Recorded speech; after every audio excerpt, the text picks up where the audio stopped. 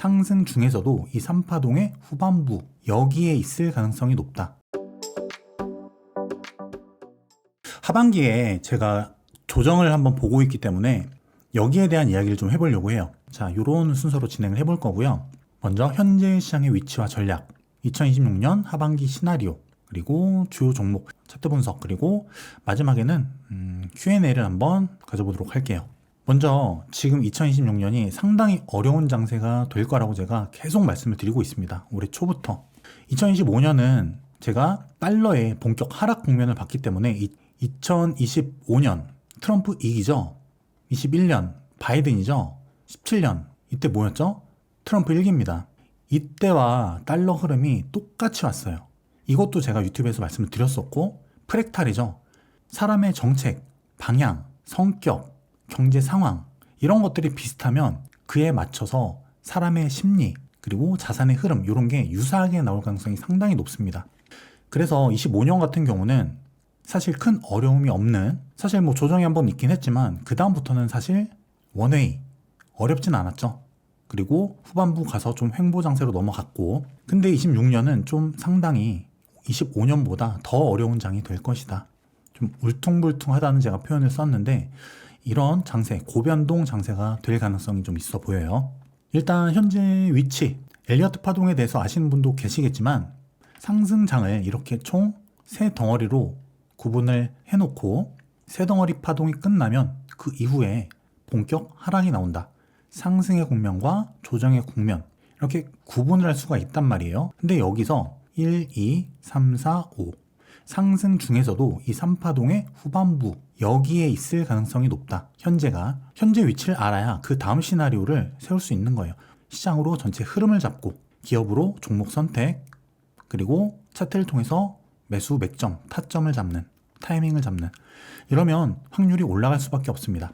그래서 이러한 상승 3파의 후반부라면 대파동 4파 조정의 가능성이 있다는 얘긴데요.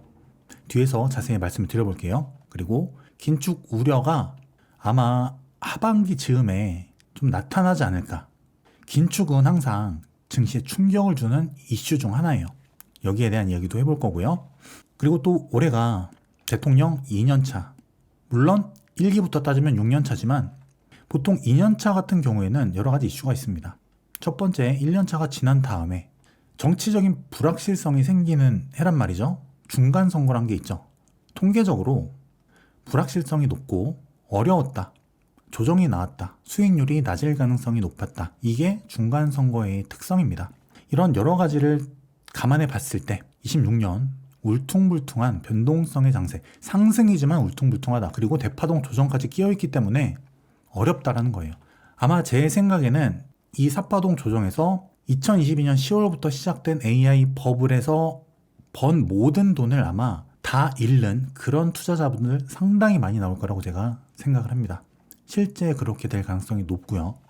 증시 위치를 파동으로 제가 신뢰도가 어느 정도는 있다고 생각은 하지만 이 위치 그리고 이 대파동 조정의 시점 이런 거는 사실 변동의 가능성은 분명히 있습니다. 하지만 어쨌든 지금까지는 신뢰도가 상당히 높았고요. 그 이야기는 지금의 신뢰도도 높을 가능성이 있다. 일단 지금 2022년 10월 달이 여기입니다. 여긴 어디냐면 2025년이죠. 작년 2월 달에서 4월 달 반등. 그때가 2파. 지금 여기까지 온 겁니다. 3파가 보통 긴데요. 제가 봤을 때는 3파가 약간 짧은 형태로 나오는 5파는 더 짧을 가능성이 있겠죠. 그래서 그런 형태를 좀 보고 있습니다. 어떻게 보면은 쐐기 형태의 1파가 가장 길고 갈수록 짧아지는 이런 형태가 될 가능성도 있고요. 어쨌든 지금은 3파 또한 1, 2, 3, 4, 5로 나뉩니다. 그렇기 때문에 이 1, 2, 3, 4, 5에 이런 조정들도 껴있고요. 시간이 좀 더 지나면 이런 조정도 나오고요. 그게 2026년 올해 나올 가능성이 높기 때문에 굉장히 울퉁불퉁할 것이다. 이런 장세에서 대부분의 투자자분들은 고레버리지를 쓰시죠. 그렇다는 것은 그 레버리지가 이런 대규모 조정 안에서 거의 지금까지의 모든 수익을 모두 소진시킬 수 있는, 이번에 여러분들이 느끼셨을 텐데요. 2025년 4월달 그때도 그랬고요. 25년 하반기부터 나와서 미증시가 이렇게 흘러갔죠. 이렇게 빠졌는데 여기 횡보 국면에서도 여기서 수익 본 거 다 털렸습니다. 근데 심지어 이 조정까지 나왔죠. 다 털렸다는 거예요. 제가 아는 몇몇 분들은 진짜 다 털렸습니다. 고레버리지로 여기 횡보권에서 털리고요. 하락에서 또 한 번 털리고. 근데 하물며 대파동 조정이 한 번 또 나오면 어떨까요? 이 대파동 조정이 어디에 상응되는 조정이냐면 2025년 2월 달부터 나온 그 조정 있죠? S&P 500 기준으로 21% 정도 빠졌는데 이 조정에 상응되는 대응이 되는 그런 조정이 바로 올해 하반기에 제가 예상을 하고 있는 그런 조정의 형태가 될 거예요. 물론 조정의 퍼센티지는 좀 다를 수 있겠죠. 이 조정이 25년 4월 달처럼 이렇게 가격 조정으로 훅 뺄 수도 있고 약간 기간 조정 형태로 실제 가격 하락폭은 그다지 크진 않지만 기간적으로 좀 횡보를 주는 이번에 작년 말부터 현재까지 S&P 500 미증시에서 나왔던 그런 형태 조정처럼 물론 그 후반부에는 가격 조정이 좀 나왔지만 자 이런 형태가 될 가능성도 있고요. 정확히 예측을 할 수는 없습니다. 하지만 적어도 10% 이상은 빠질 거라고 보고 있어요. 최소. 그리고 많을 경우에는 20% 이상까지도 생각을 하고 있다. 그래서 일단 울퉁불퉁한 장세를 우리가 염두에 둘 필요는 있고요. 보통 닷컴 버블 그리고 16년 7월달 그때부터 시작된 모바일 랠리. 자 이런 경우에도 이런 혁신 버블 같은 경우에는 보통 5년을 갑니다. 이 5년의 랠리 안에서 지금 AI 버블 같은 경우는 얼마나 왔나? 22년 10월달 이때가 시작점 또는 23년 1월을 시작점으로 봤을 때 지금 약 3년 반 경과했어요. 그렇다는 얘기는 1.5년 정도 남았다는 이야기죠. AI 버블은 남았습니다. 상승은 남았다. 근데 이 AI 버블 전체가 이 상승이라면 이 조정도 상승이에요. 20% 넘는 이 조정도 상승이고 이것도 상승입니다. 이렇게 가는 상승 중의 과정이기 때문에 상승은 나오지만 다 털려서 결국 여기서 끝까지 왔지만 남는 게 없는 분도 계실 거고요. 결국 여기서 엑시트하지 못해서 여기서 어느 정도 보다가 수익 보다가 다 털리고 레버리지, 신용미수 다 쓰다가 결국 자 이렇게 되는 파산하는 이런 사람 꽤 많이 나올 겁니다.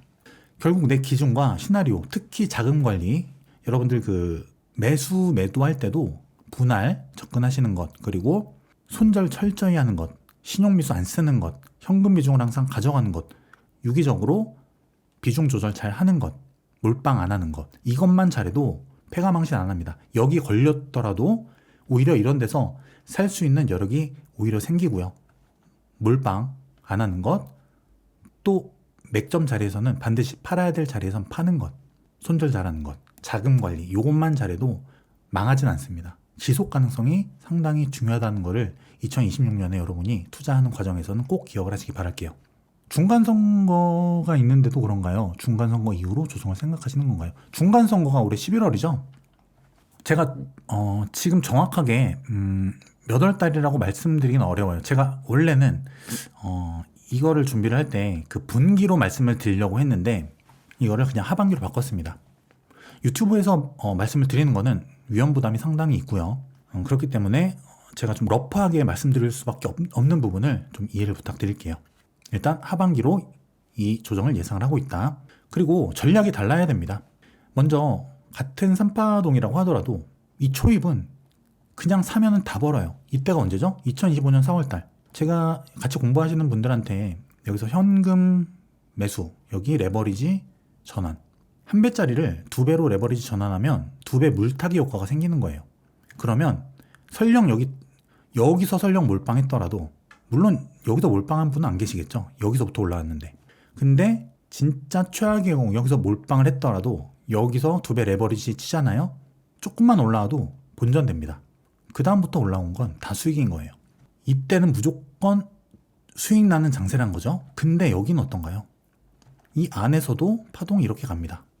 울퉁불퉁하죠. 게다가 이 조정, 대파동 조정 엮이는 그런 구간 어렵다는 거예요. 인생 이망님도 반갑습니다. 그래서 이런 자리에서는 몰빵 금지, 레버리지 금지, 신용미수 금지. 근데 지금 위치는 제가 볼 때는 자, 요 정도 와 있다고 보고요. 시간이 아직 좀 남아 있죠. 레버리지는 가급적이면은 여러분 지수가 몇십 퍼센트 빠졌을 때 그럴 때 쓰시는 걸 제가 추천을 드리고요. 이런 자리죠. 맥점. 이럴 때 쓰시고요. 평소에는 안 쓰는 걸 추천드립니다. 지속 가능성을 위해서. 네, 그래서 2026년 하반기에 발생할 이 대파동 조정, 그럼 우리가 어떤 식의 전략을 짜야 되겠는가? 일단 고점에서 피할 수 있으면 가장 좋겠죠. 하지만 이건 실질적으로 좀 어렵습니다. 고점을 정확히 맞추기는 사실 쉽지 않아요. 그래서 대략적인 국면, 내가 어느 위치에 있느냐를 대략 알 수 있다면 비중을 줄이는 거죠. 또는 고점 시그널들이 있거든요. 고점에서 나오는 패턴. 요거는 기술적 분석과 연관된 부분이기 때문에 그런 부분을 공부하신 분들은 어느 정도 이해를 하실 텐데, 그게 아니라면 좀 긴축, 오늘 말씀드리겠지만 긴축에 대한 이야기가 스물스물 나오고 좀 인플레, 물가가 약간 좀 끈끈해진다. 잘 안 내려가는 거죠. 올라갈 기미가 막 보이고 애매머시기한, 이럴 땐 약간 비중을 줄이는 것도 괜찮다. 이런 장세가 하반기에 나타날 가능성을 좀 보고 있는데, 기술적 흐름을 모른다면 이런 좀 긴축적인 느낌, 유동성 또는 달러가 올라가겠죠. 그때 하반기에 또 달러 상승 가능성이 있기 때문에 이런 부분과 연관해서 보신다면은 그래도 비중을 좀 줄이는데 도움이 되지 않을까. 그리고 아마 여기서 법을 끝났다, AI 법을 끝이다라는 얘기가 상당히 많이 나올 겁니다. 제가 미리 말씀을 드릴게요. 실제 이때 가보시면은 올해 말쯤에 이런 얘기가 분명 나올 겁니다. 물론 이 시점이 조금 달라질 수는 있겠죠. 제가 신이 아니고 저도 분석에 의해서 시나리오를 세우고 거기에 맞춰 투자한 투자자이기 때문에 정확한 시점, 타점 100% 맞출 수는 없습니다. 하지만 그 러프한 그 흐름을 가져가는 거죠. 하지만 제가 여기부터 이 하락장부터 이 흐름이 상당히 제가 가져왔던 흐름의 신뢰도가 상당히 높았기 때문에 아마 요 시점이나 흐름도 유사하게 나오지 않을까 생각을 하고 있고요. 그렇다면 이런 자리는 피할 자리가 아니라 오히려 매수의 자리가 된다. 이걸 미리 말씀을 드리는 거예요. 그리고 일단 길게 봤을 때 AI 버블이 좀 남아있다 라는 부분을 데이터로 말씀을 드리면 IPO 있죠? 일단 우리가 아는 지금 IPO 뭐가 남았죠? 올해, 내년, 지금 너무나 기대되고 있는 스페이스X, 그리고 올해 말쯤에 요건 뭐 여름쯤 아마 예상이 되고, 오픈 AI, 엔트로픽 이런 애들은 연말 그리고 27년 넘어가서 이렇게 아마 진행이 될 텐데 엄청납니다. 이 규모 금액대가 정말 사상 유례 없는 금액대고요. 이런 엄청난 IPO들이 나타나면 그 다음에 보통 한 1년 정도 있다가 고점 나옵니다. 근데 지금이 어떤가 봤더니 닷컴 버블 때, 자, 이 회색 바 있죠? 실제 주식 발행의 규모, IPO가 많이 늘어나는 거죠.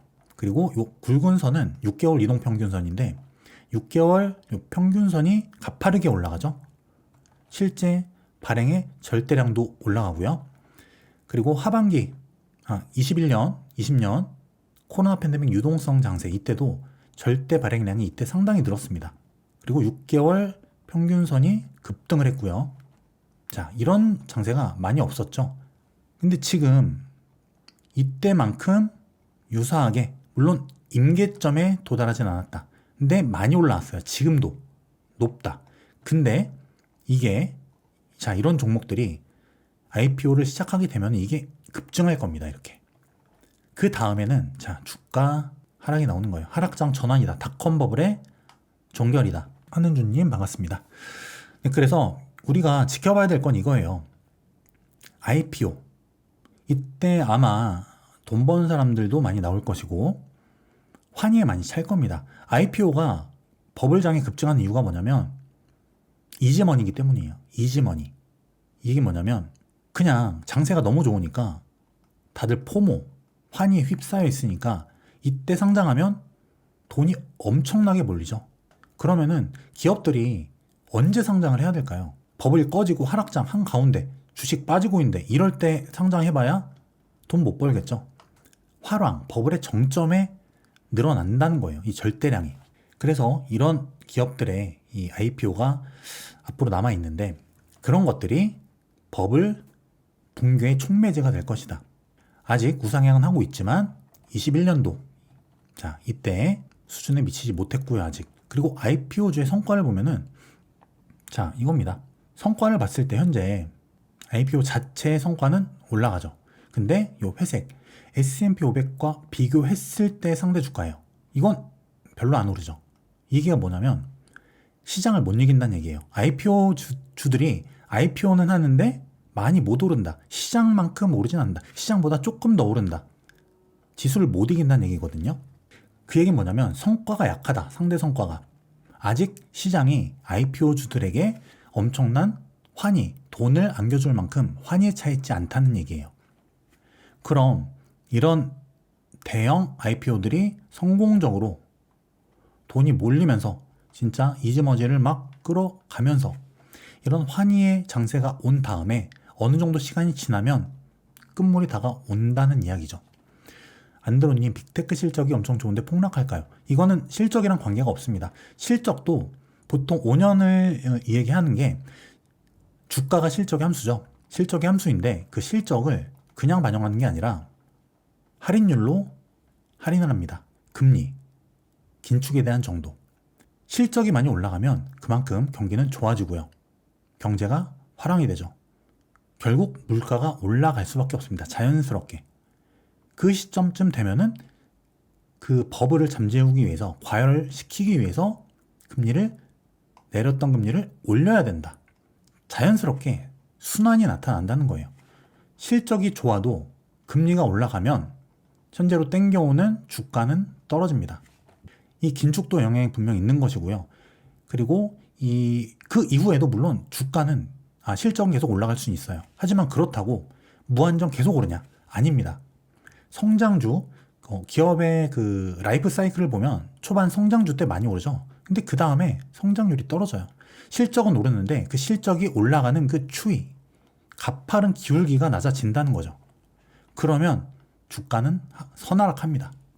자, 이런 선반영 그리고 기울기성 그 주가의 반영 이런 것들을 생각해 볼 필요가 있어요. 우리가 무조건 지금 실적이 계속 올라가니까 꺾이지 않는다 이게 아닙니다.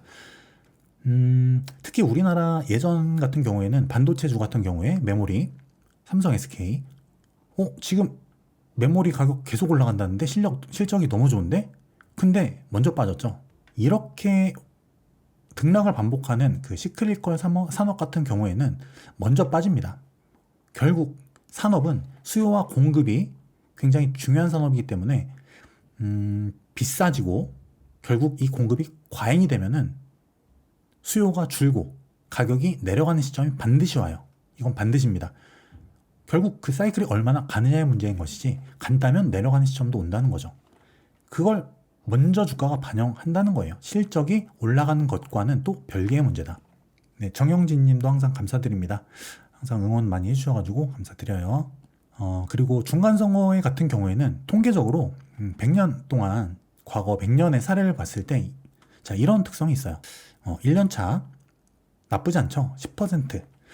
1년차인 실제 25년을 돌아보면 S&P 500 16% 올랐습니다.